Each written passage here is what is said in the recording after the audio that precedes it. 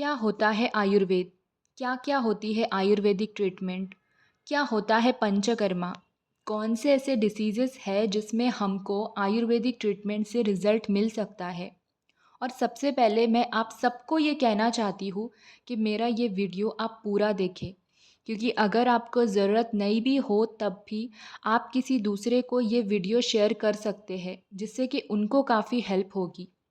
और ऐसा नहीं है कि मैं एक आयुर्वेदिक डॉक्टर हूँ इसीलिए मैं ये सारी चीज़ें कह रही हूँ, but genuinely I want to share my experience about Ayurveda with all. Starting from BA MS, I am from private Ayurveda college. Theory हमको बहुत अच्छे से पढ़ाई जाती थी, लेकिन उसका यूज़ या फिर क्लिनिकली कम पेशेंट्स होने के कारण हमको आयुर्वेद को कैसे लाइफ में यूज़ किया जाता है वो कुछ भी नहीं पता होता था। लास्ट ईयर तक बस ऐसे ही चलता था कि आयुर्वेदिक जो संहिताएं हैं उसे पढ़ना है, और जब तक हम प्रैक्टिकली चीज़ों को नहीं समझेंगे, नहीं देखेंगे, तो वो हमको ज़बरदस्ती याद करनी होती है बिना इंटरेस्ट के। सच में मुझे बिल्कुल इंटरेस्ट नहीं था आयुर्वेद में, लेकिन पढ़कर पास होकर UG के फेज़ को कंप्लीट किया। इंटर्नशिप भी ठीक ठाक से कंप्लीट हुई, लेकिन उसके बाद PG के लिए मेरा सिलेक्शन हुआ गवर्नमेंट आयुर्वेदिक कॉलेज में। और सबको पता है कि गवर्नमेंट हॉस्पिटल में फ्री चेकअप, फ्री ट्रीटमेंट दिया जाता है, तो पेशेंट्स की भीड़ भी उतनी ही ज़्यादा होती है।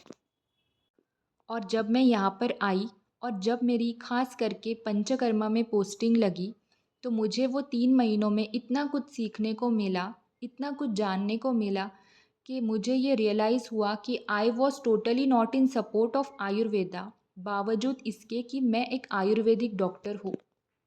अभी बस 7 से 8 महीने पहले से मेरा वे ऑफ थिंकिंग ही बदल गया रिलेटेड टू आयुर्वेद, कि मैं आयुर्वेदिक डिसीज़ेस, आयुर्वेदिक ट्रीटमेंट ये सब पढ़ती तो थी, लेकिन सिर्फ एग्ज़ाम के हद तक, और फिर बाद में भूल जाती थी, ईज़ी लेती थी वो चीज़ों को।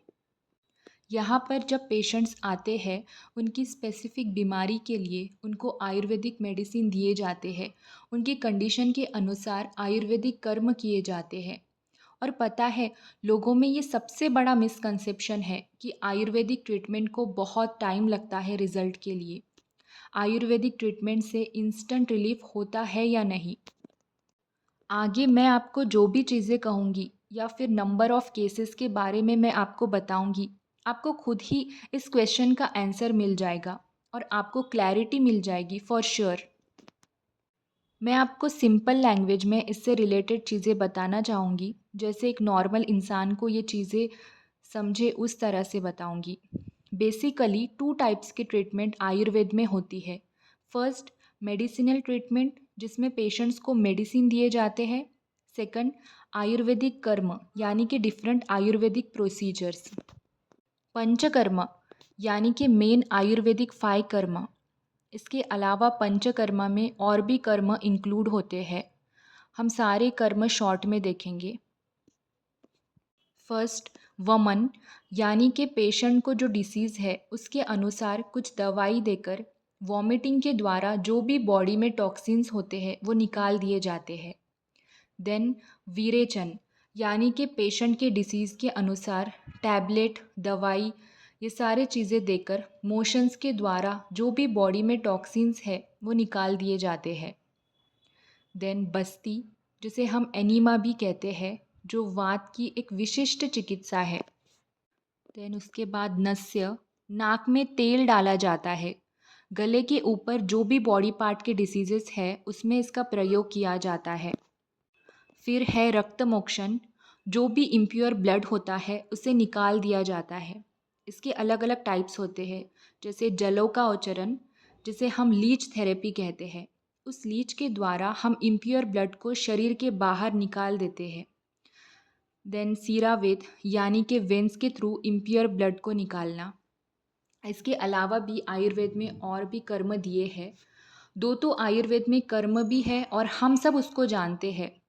अगर हमारे पैर में, हाथ में कहीं पर भी पेन है तो हम या फिर हमारे जो ग्रैंड पेरेंट्स रहते हैं वो क्या करते हैं, पैरों में तेल से मालिश करके फिर उसको हॉट बैग या फिर ईंट को, बालू को गर्म करके कपड़े में रखकर उसका सेक लेते हैं और उनको इससे बहुत ज़्यादा रिलीफ होता है, इसलिए वो करते हैं। इसी को आयुर्वेद में स्नेहन यानी कि मालिश करना और स्वेदन यानी कि सेक देना कहा गया है। नेक्स्ट कर्म है सूचिवेद, जिसे एक्यूपंक्चर कहते हैं, जिसमें कि स्पेसिफिक पॉइंट्स पर नीडल से प्रिक किया जाता है according to severity of pain, और ये इंस्टेंट पेन को रिलीव करता है। उसके बाद है अग्नि कर्म, जिसमें डिफरेंट धातु की शलाका को गर्म करके टेंडरनेस के पॉइंट्स पर लगाया जाता है। ये भी पेन को इंस्टेंट रिलीव करता है।